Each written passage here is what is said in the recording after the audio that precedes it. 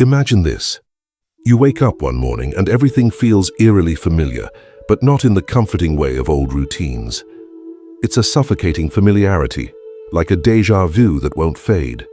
You reach for your phone, but before your fingers even touch the screen, you already know what you'll see. The same unopened messages, the same notifications that feel empty, the same lingering echoes of yesterday, whispering their way into today. You shake it off, telling yourself it's just another morning, another day to push forward. But as you step out into the world, something gnaws at the edges of your mind. The people around you, friends, colleagues, strangers, respond in ways that feel preordained. Conversations seem scripted. Your reactions feel automatic, as if you're following a script you don't remember writing. And then it hits you. Are you really living today, or are you just repeating echoes of the past? What if everything you believe to be fresh, every decision you think is new, is nothing more than a loop?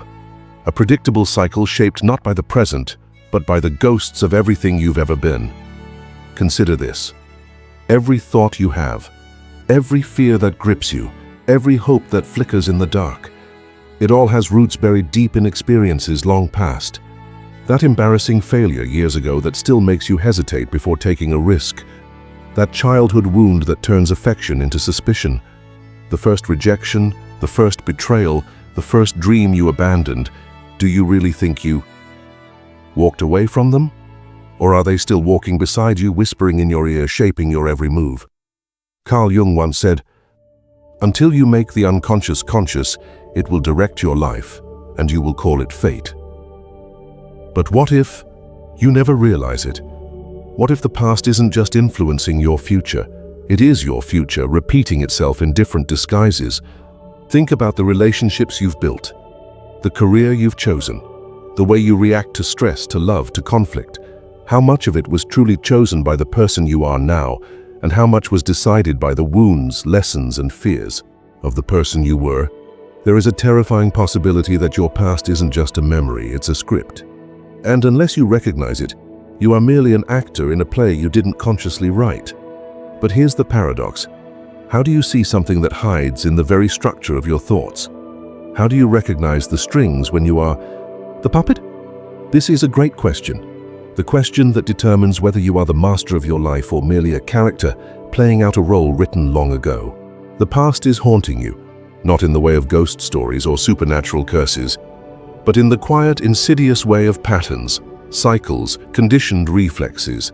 So now the question isn't just whether your past shapes your future. That much is undeniable. The real question is, can you escape it? And if you can't, what does that mean for the rest of your life? This is where we begin. The hidden problem and its psychological, philosophical roots.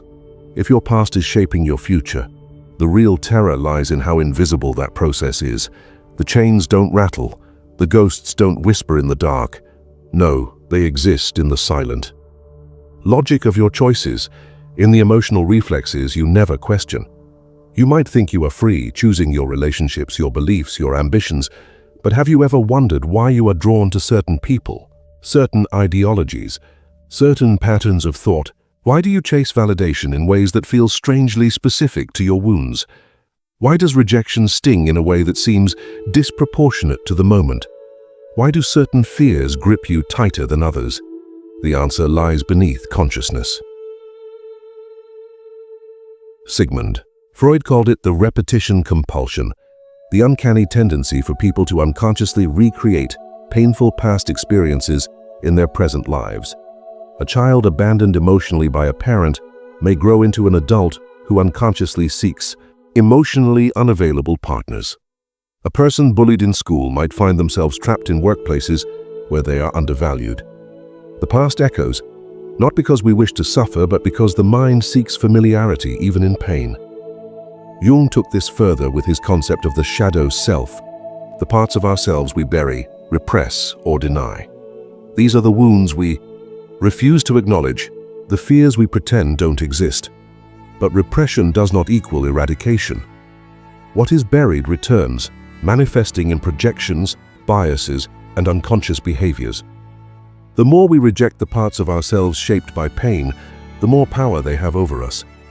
Philosopher Arthur Schopenhauer believed that human beings are slaves to the will, a blind, insatiable force that drives our desires and decisions, often without our conscious approval.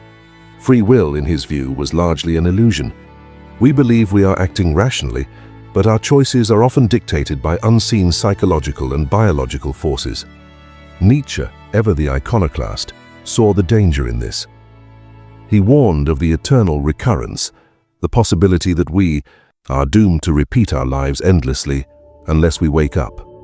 To him, breaking free required radical self-awareness, a willingness to confront uncomfortable truths, and the courage to take responsibility for one's own becoming. But here's the problem. How do you fight what you cannot see? How do you recognize a ghost that wears your face? Think of culture, family, and trauma. These forces shape you long before you are even aware of their presence. By the time you realize their influence, they have already written chapters of your life. The mind clings to what it knows, even when what it knows is suffering. And yet the past does not simply exist behind you, it exists within you. Your thoughts, your fears, your instincts, they are echoes of every experience you've ever had. Some of those echoes serve you, others imprison you. The question is, which are which? And if you don't know, then who is really in control? The rebellion. How to break free. If the past shapes your future, then breaking free requires a rebellion, not against the world, but against yourself. The first step is awareness. To recognize the unconscious patterns governing your choices is to see the cage for the first time. But recognition alone is not enough. You must be willing to confront the parts of yourself you've hidden, the beliefs you've never questioned, the fears you've obeyed without realizing. Radical self-awareness is a painful process. It requires a willingness to tear down the comforting narratives you've built about yourself. The mind resists change because change is uncertainty, and uncertainty is fear. But true freedom lies in the unknown. Viktor Frankl, a Holocaust survivor and psychiatrist, wrote that between stimulus and response, there is a space. And in that space lies our power to choose. Most people never realize this space exists. They react based on programming written by their past. But if you can find that space, if you can pause and choose rather than react, you take the first step toward rewriting your future. The rebellion is not a one-time act. It is a constant process of questioning, of dismantling illusions, of embracing discomfort. And when you finally step beyond the shadow of your past, what awaits you is something terrifying but exhilarating. The realization that your future is no longer haunted. It is unwritten. And now, you hold the pen. The ultimate truth. The final, most powerful realization.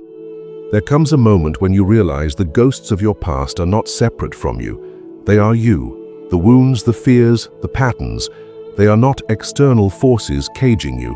They are the unacknowledged fragments of your own soul. The past only haunts you because you refuse to face it.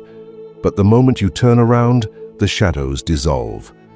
True liberation is not an escape. It is integration. The past does not define you unless you let it.